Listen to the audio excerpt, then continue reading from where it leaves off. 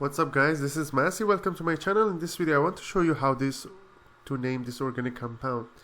We have benzene here, we have hydroxyl groups, and here we have methyl group. So since we have benzene group and OH, we call it phenol. We know when alcohol group connects to a benzene group, benzene ring, we call it a phenol.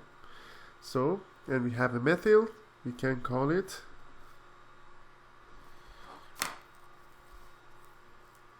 3-methylphenol, or you can call it m-methylphenol.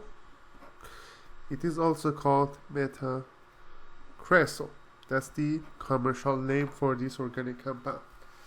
So these are the three different names for these organic compounds.